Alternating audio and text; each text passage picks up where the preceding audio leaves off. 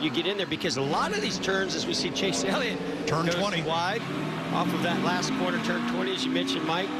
And this is William Byron, big slide, and that's what I'm talking. What that is it started raining heavy down in that corner and caught a lot of these guys off. Woohoo, that's a big slide right there. Did a good job keeping the tires rolling. I don't think it hurt those tires whatsoever. You can see how heavy the rain is right here. Yeah, here the wheel hop. Yeah, and brakes started to get through the drive line, and the grip is no. The power to those rear tires, and if you go up in the gear, big off for Austin Dillon here. I think you're going to see more of this, guys. It's really coming down. Coming down. Water's going to start standing down these corners, and that's the one thing that you just can't. The Circuit of the Americas.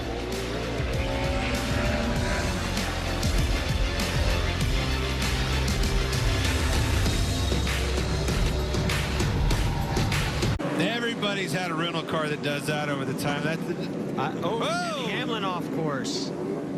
Look at no traction in that paint at all. I don't think there's much traction anywhere. And you got a 238 for a leader. A lot of guys in the 240s. See the 53 here of Garrett Smithley going around.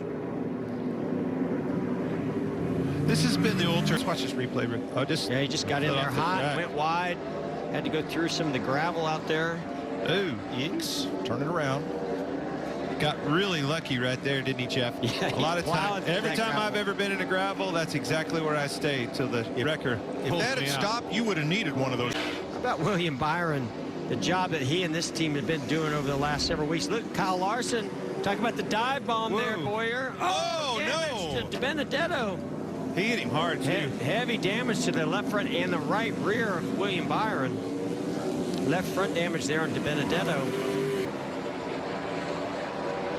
He locked his wheels. Yeah, you see the rear tire wheel hopping up.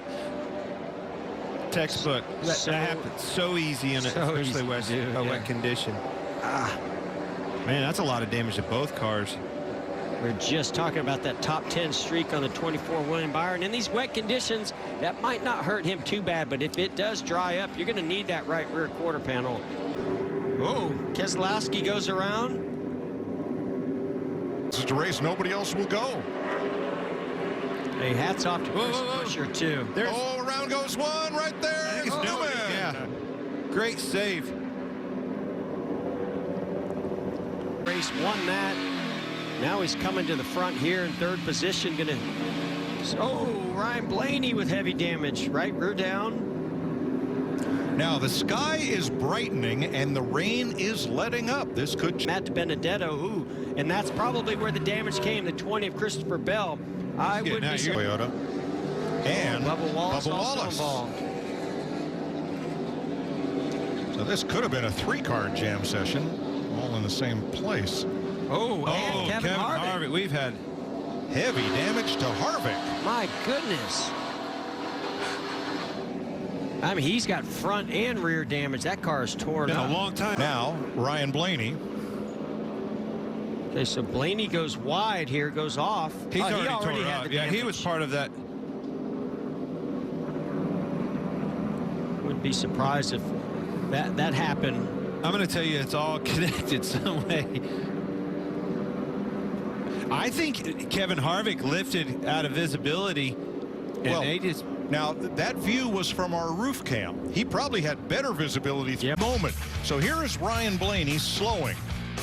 And we believe he's slowing because of poor visibility down that back straightaway before they got to the braking zone.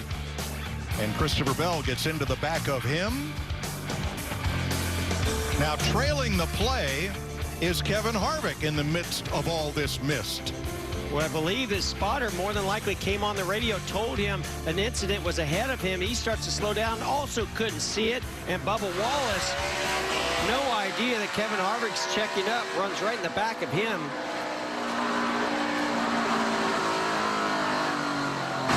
Bam! That takes me right back to what we talked about with Chase Elliott before this race. Chase said, I want to be out of the lane in front of me. I don't want to be in the wake of that car. I want to get to where I tell you another guy that's on the move is Austin Cindric. We got another one. Is that the 19? Yep. Same situation. Wow. And right under him Custer, nowhere to go there. Big fire. He had a big impact. Luckily, seeing him get out of the race car right now, because that was a big impact to that inside barrier. Our safety crew is there right away, but he just submarined the 19 of Martin Truex. No, not yet. Oh, somebody checked up right there. McDowell yep. checks up. Truex gets into him, and he's slowing down, and here comes Cole Custer through to the inside. Nowhere to go. Has no idea. Martin Truex Jr.'s had damage. Now that right, thank goodness there's a little bit of a safer barrier. Well, is that a That's a foam barrier? Yeah, it's a foam wall. barrier? Yes. Thank goodness that was there instead of just hitting that Armco barrier for Cole Custer. We're going to ride with Martin Truex.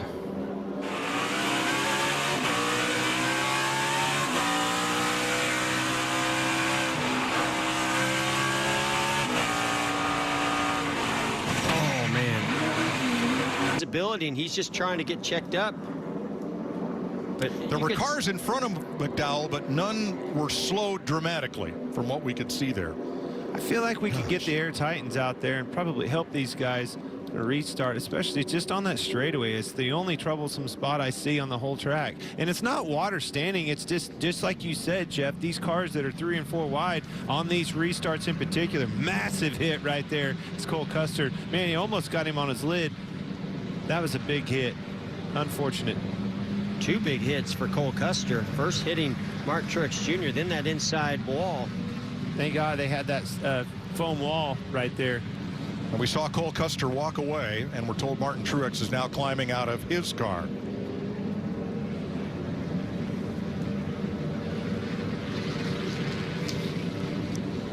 To third. Oh, Erik Jones. Off and back on. Slinging a little bud. Quin Houff around. He and Ricky Stenhouse got together. Yes. Oh, that was a 78, actually. Sorry, Tilly. Oh, actually 47 got into it. Looking for left front damage on him. Dinger looked like he was wheel hopping a little bit. I think he elected out of that situation. Whoa, he got in the paint, went extra wide. Oh, Brad Keselowski turned around. Everybody will get by as the spotters are up there at turn 10. This is 11, so the second group of spotters has a good view of that. Corners, and then Allmendinger ran wide here, and he gets in that paint. Look how the car just took off on him. Shows you how grip. slick that paint is. Both times right there, back-to-back corners, got on that paint. Up. Reddick with a run. And all that battle has allowed Kyle Busch to only stretch it out even further. 0.47, Stenhouse around. James Davison's off track. So here's what happened back there. Oh, that's probably a wheel hop situation. No. Locking up for Quin Houff and makes contact with the 47, spins him around. The fastest cars have found the front, and now they're battling it out. Oh, Tyler One Reddick of them goes just around. got turned around. Oh, easy. Oh, I like the way he backed out of the way for oncoming traffic, and now he's in the paint. Look how slick that paint is. Can't hardly get off of it. Here he comes. Reddick. There it is as we go side by side. Coming into the shot. Without heat in these tires, you are on ice. And that's a prime example. It's just on top of the racetrack. Right around. She came. Even with all his road race.